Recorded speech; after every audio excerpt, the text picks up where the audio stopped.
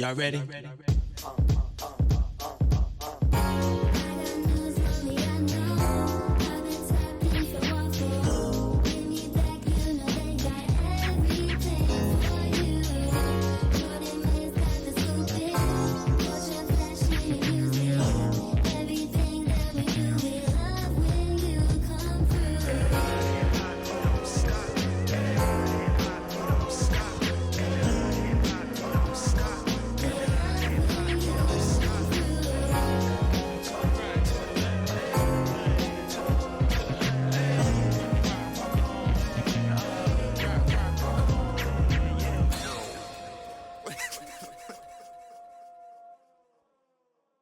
What's up, Wafflers? It's your girl, Jordan Mays. I hope you've been well, and I hope you've had some waffles for breakfast. Guys, season 2 is ramping up. Episode 3, we hashtag just getting started. All right, guys, welcome back to the Toaster. Y'all won't believe who I have today. The epitome of a storyteller. We're gonna get deep, and most importantly, we're gonna leave here a better person. Let me get this intro going for you guys. So our next guest is an artist who doesn't just drop music. He plants it, he nurtures it, and then he lets us all sit in the nature of what he's grown. Last August, I had the privilege of chopping it up with him for an article to talk about his DMV roots and his evolution here in the heart of Atlanta. Back then, we called him a cultivator of sound. But in the months since, with the anniversary of his breakout EP, Every Garden, and a string of soulful new singles like Spin and Right On, he's proven that his artistry isn't just a season, it's forever. He's a rapper who treasures the pen, a creative director with a cinematic eye, and quite possibly the only artist in the game who can balance high-level wordplay with the wisdom of being a seasoned gardener. Please welcome back to Waffle, but to the Toaster for the first time, the one and only Kinrose. That intro is tough, huh? Definitely say it's the best intro I've ever got. Period. Love that. Well, welcome to the Toaster. How's it feel? It feels warming, very toasty. No and, cap. I feel the good energy. Period. Are you ready to get into some questions? Introduce yourself to your fans and to new fans? Most definitely. Period. Wafflers, let's lock in. Alrighty, so Kinrose, it's been about 7 months since we sat down for the mag, and now we're on the big screen. How has life changed for you ever since Every Garden entered the world a year ago? For me, I would say I've started producing. Period. So that's something new that I'm doing. And I actually am dropping a song next week that I produced with my guy Keese. Period. So, yeah, that's kind of what's been new with me. I've been trying to just expand. Period. So this episode won't drop next week, it'll drop after next week. So tell us about the single that's out now. The single Right Off, it's a follow-up to Right On. Basically just about people try to write you off. I feel like, especially now in our culture and the times that we're living in, they're definitely trying to write us away, so. Period. That's what it's about. I'm so excited, guys. Stream Right Off and Right On right now. Okay, so as we said, it's been a year since Every Garden has dropped. Love that for you. Now that it's had time to marinate with fans, what's something they've discovered in it that you didn't even realize was there? Have you gotten any feedback? For feedback, like I haven't done a lot of live shows since, and that's normally where I get like feedback, able to interact. But I will say, like, the songs that you think are going to be the ones they really gravitate towards, it ends up being like another one. Yeah, so I feel like that was what happened with Every Garden for me. And if someone's watching right now and they've never listened to Every Garden, they haven't even heard yet, which 3 songs would you recommend them listen to first to get the real feel for who Kinrose is? Shoulder, One Way Down, and I'm gonna go Too Far as well. Period, guys. Lock in. Okay, so speaking of Right Off, we're gonna spin the block back to Right On. Musically, what were you trying to explore there that you hadn't touched on your previous projects? Really just my journey as a writer, as a rapper. I started this with my friend Keese, so I was reflecting on us and just our journey here to this point. So. Period. Shout out to Keese. No cap. We're also going to spin the block back to spin with Kyle Lacey, GOAT, legend, love her down. How did this collab come about, and how did you guys seamlessly blend your backgrounds, your skills, and just sprinkle it into such a single? Yeah, well, Kyle Lacey's a great singer and artist, and she's also a DJ. And I had the song idea because since being down here, just my first time really going into like nightlife, and I had a real appreciation for DJs, and I made friends with DJs like Kyle Lacey, Ill Wink, and I reached out to her because I feel like it would be the perfect song. It has a little switch up to it as well, like DJs love to do. So yeah, that's how that came about, and how I just feel like it was a great mesh of all those things. Would you say that you were kind of singing on that track? Singing, I feel like I always have like a little bit of melodicness to me, but I won't go as far to say I'm singing because I don't like that pressure. No problem. Speaking of singing, do you have a church choir upbringing? Yeah, actually, yeah. Period. Yeah, I do. I wasn't in there for long, but so yeah, shout out Reed Temple, AME. Period. And them 2 seconds that you were in the choir. All right, guys. Hang tight, we're almost to the commercial break. You've developed a reputation for having a very cinematic eye. I'm gonna say I can compare them to some techniques that I've seen in films from like Spike Lee's and things like that, like especially the one that you just did with Zaffa. And you also mentioned that you like movies last time we chatted. So when you're writing a song, do you see the music video in your head at the same time, or does the visual come later? Yeah, no, like I'm bad at that. Like, I actually just record the song and then I wait till the last minute thinking about, okay, how are we gonna bring this to life? So I could get better at that for sure. But that one with Safar really came out really great. I really love that video. It was a fun day to shoot. We were on different boroughs and all that, and yeah, shout out to Pat too, who brought that to life. Normally comes after the fact, collaborating with some good friends. So. Yes, and you guys filmed that in New York, correct? How would you rank New York on the scale of U.S. cities, best to least? Oh man, it's gotta be up there, you know. Shout out Black people, you know, we out there. New York is very unique. It has so many different people from so many different places in the world, and I feel like because of that, it stands on its own, so. For sure. Can't rate it, unread it. I completely agree. All right, so we're gonna circle back to childhood for a second. You know, we know you're from PG County. You know, you rep it all day. Back in the day, when you were at your mama's house, were you a Disney or a Nickelodeon kid? Probably Nick, just because of SpongeBob. I still reference SpongeBob to this day. Favorite SpongeBob quote? Oh man, that's really hard. I don't know. I need one. Yeah. I don't know. So many moments. You're not wrong. I can't pick one. Shoot, my leg. That's it. I'm screaming, and that's on period. My leg straight like that. You often work with a close-knit circle of friends. Which music video shoot do you feel is the most memorable? I like Found Me, because it was shot down here in like a mid-century modern house.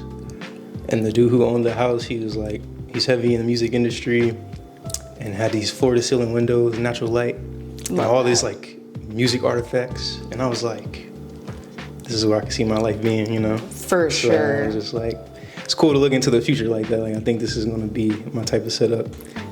And then probably Bag to Fur, because I shot it at my new spot, which is the place that I love the most. Of all the places that I lived, and it was like in the living room and in a couple different rooms and around the way. And that was cool to just do with friends. So those two. That. And speaking of friends, how important are friends to you? Being an adult, it's hard to make new friends. You know, we're out of college. We're not moving with the same group of people from the neighborhood no more. How do you navigate friendships in your adulthood? Yeah, I'm fortunate to have made some new friends as the years keep going. But yeah, like Keith keeps getting the name drop. Shout out Keith Senpai, him, Anise, other friends who like to actually play the background and don't be mentioned, who are like integral to like all the things that I do, and some of the things that you see from me wouldn't happen without them. But honestly, yeah, that's it. To be honest, I can't say that I got here on my own because of them, and I'm gonna like say that every chance I get, because can't be done alone for sure. It does take a village. Do you have a piece of friendship advice for the people watching? Make sure y'all do something fun. You know, life is short. We all think we busy, but you be scrolling on that phone. That's so real. Call somebody up. That's so real. And scroll beside them or something. I don't know. I'm screaming, but it's noted. We're talking about the bag. We're talking about bag deferred. It feels like a statement piece, and you paid homage to Langston Hughes. I clocked it. In an industry obsessed with getting to the bag, I gotta get that bag, hustle culture. Why is it important for you to talk about the discipline of, just being and waiting and being on the creative journey? It's really important, like you said, for that waiting piece, because I just feel like every season is not our season, and you have to be okay with that. I feel like that's something I've definitely had to learn and be okay with. I just feel like every season not your season, and that's part of the journey. It'll come and it'll go. So it's just kind of like doing it for doing its sake. You know what I mean? You work to do the work.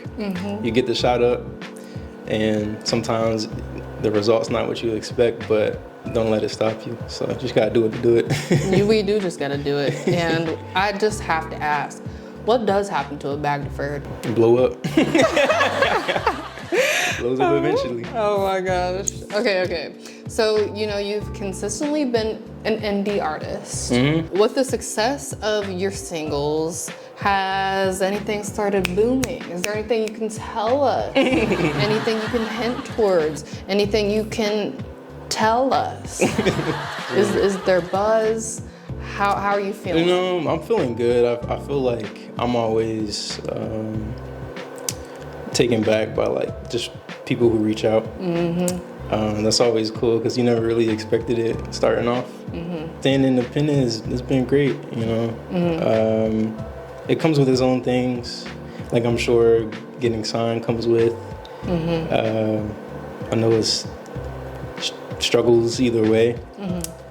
But yeah, I feel good about where I'm at. Period. Sure. I also do. You're doing great. Putting out quality work, the music that the people need. Okay, so as we mentioned before, he's very proud of his PG roots. But Atlanta is clearly home now. How do you navigate the balance between keeping your DMV, upbringing and letting the trap soul of Atlanta also come into your sound? Yeah, it's interesting because like the DMV and Atlanta, it's a lot of similarities for me that I see coming from PG and I coming to here. They both have their own trap scenes individually, which is dope to see. Writing wise, I feel like the DMV just comes out of me just because that's how I was brought up. But I think Atlanta has inspired me in terms of like production wise, because you can really tell they're very intentional about where they see the song that they're recording like playing at. So I love that because you can tell that going into the song, it's like we're going to put this in the club, or it's going to be in the shopping malls. It's like more of a luxury thing, or this is for the kickback. And I feel like going into Spin, like that's why Spin happens, because I was in certain settings. And that's how that came about, with the beat switch and everything like that. And then the writing is just going to be PG all day. Well, with you being in Atlanta for so long, what's your favorite piece of Atlanta slang? No, watch out. I like that. I never say it, but yeah, I like I'm like, I don't be saying what's up twin or none of that. So I guess I don't really, I was kind of asking you to kind of let me know what they say. Your guess as good as mine, you know? I'm screaming. Okay, guys. Well, we're gonna have more fun with Kinrose after this commercial break. Stay tuned. Is your life dull? Are your thoughts non-existent? Have you forgotten the taste of air? You may be suffering from chronic doom-scrolling syndrome, a leading cause of brain rot. Studies show that prolonged exposure to curated reality can cause many side effects, such as losing the ability to form a sentence without saying skibbity, a 607% decrease in original humor, and a soul that feels like a dry sponge. You're not scrolling, Muffy. You're rotting. But there is a cure. Introducing the 100% all-natural, side-effect-free solution. We found the cure to doom scrolling. It's time to touch grass. Touching grass flushes out the toxins and restores the humor receptors in your brain. It replaces content with context. Side effects may include vitamin D, actual eye contact, and the realization that the internet isn't a real place. Reclaim your laughter. Revive your spirit. Touch grass. And when you're done, read the stuff that matters. WAFFLE Magazine. For a life worth living outside the screen. All right, guys, so we're gonna keep the ball rolling and dive in to the Kinrose. Guys, he's a rapper, he writes. It only makes sense that he enjoys reading. Yes. So last time we spoke, you recommended me a Toni Morrison book. Yes, you did. So what has been on your nightstand lately? And you recommended me Toni Morrison's Sula. Oh, Sula. I love Sula. I think Sula's still my favorite book. I've been reading Octavia Butler. I've read the Lilith Brood series of hers, and then I just finished Parable of the Sower, Parable of the Talents. Period. So, yeah, that's what's been on there lately. We're trying to get like you. All right, so, guys, we've mentioned he loves a good visual, and you're into like sci-fi. Yes. So if you were scoring a sci-fi film, what would the vibe be? Oh, I think it depends on the plot, for sure. If it's like some like black sci-fi movie, I may go like a Black Panther route, Kendrick type of soundtrack. If it's more like, I don't know the word, like thought-provoking type of interstellar type of movie, I'm gonna hit them with like Mo Better Blues. Period. We gonna be playing jazz in space. I love that. I would watch that movie. I really would. When I think of you, I often associate you with, nature and just being very down to earth. Yes, just from everything I've learned about you. So in real life, have you tried being a parent to plants? Oh yeah, I'm bad. I do not have a green thumb, despite my name. I kill succulents like very easily, unfortunately. I think I water them too much. I had a succulent, I made 2 succulents, I potted them. And the one I liked the most, I put in like the center of my table and it died. And then the one I didn't like so much, I put on a TV stand and it's thriving. So I don't know what that means, but. I don't either. It's almost like buy the one you loved, put it by the TV stand and see what happens. Yeah, so maybe. Guys, I don't know the keys to success when it comes to plants, but it sounds like doing the right thing is not the way to go. Clearly not drinking water.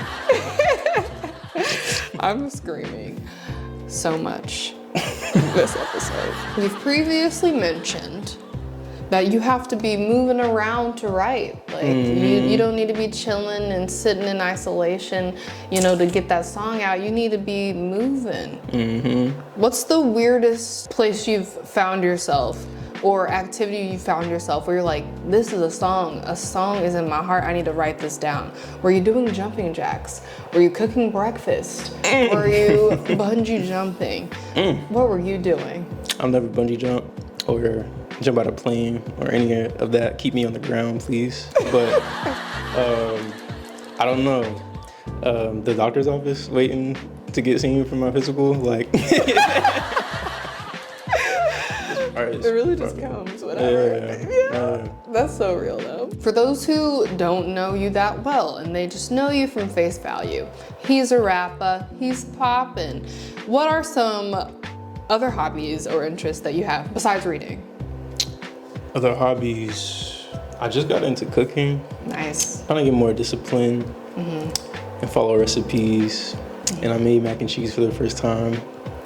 And it was really good. I was surprised at myself. Period. And it feels like paprika is like a secret ingredient. Kinda. It's just always in the best recipes. So yeah, I made some mac and cheese. Did you put a chicken bouillon cube in your mac and cheese?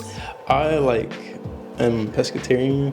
Interesting. So, Interesting. So no, but fish bouillon cube? No, I'm just Guys, we're almost done. Stay tuned. We're gonna wrap this up in a sec. Kinrose has a life. He's got things to do. I can't hold him in this toaster all day. Alrighty, so diving into the year 2026. How does it feel? Spring has sprung. What's on the horizon for you? 2026, I think it's, all about discipline. Falling deeper into my craft. Learning about my craft, because you can never stop that. I'm honored to be in this genre, to be a rapper, so upholding that in black art is important to me, because they try to tell us that it's dying, so I don't appreciate that. Sounds anti-black. It does. So that's all it is, I feel like it's every year, more discipline, more learning, and just keep getting shots up. With the privilege that it is to be a rapper and to, have a fan base and to be growing and really thriving in your artistry, what's been like one of the best things you learned on your journey? One of the best things that I've learned is, being humbled by like how much goes into your art. It's not just you alone. I think realizing that all the moments and people in my life just continue to be my engine, and I think that grounds me. I love that. And to those who are out there, in a job they hate, about to graduate from high school, and they really want to be an artist, but their mom's saying no, you go be that lawyer. What's your advice for them to just, persevere and to go after their dream and go after their craft and pursue it? Yeah, man, you could do it.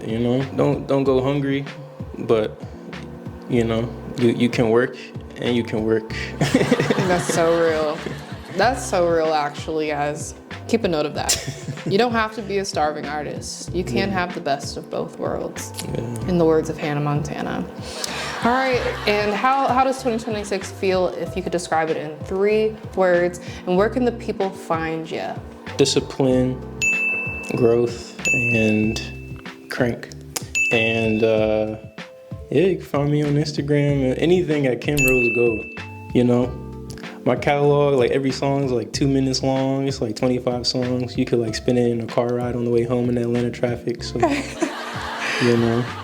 me know what you think. I love that. Okay, guys, before we let Kinrose go, I'm gonna ask him one more question. 100 years from now, when your name is cemented in rap history, what do you want your listeners to take away from said catalog? I hope that it's like a time capsule of my home. I don't know what it'll look like in 100 years. It changes often, and it could look very different. So I just wanted to be a moment in time of documenting what where I'm from look like. Well, you guys, this is a wrap. This is a wrap, episode 3, The Toaster.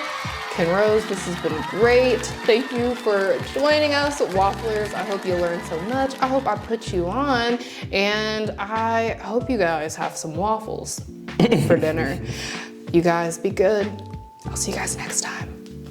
spring has sprung, life has just begun, the month is March, can I get a start, I'm so bored right now, what you wanna do? Put on a movie, man, I'm with my crew.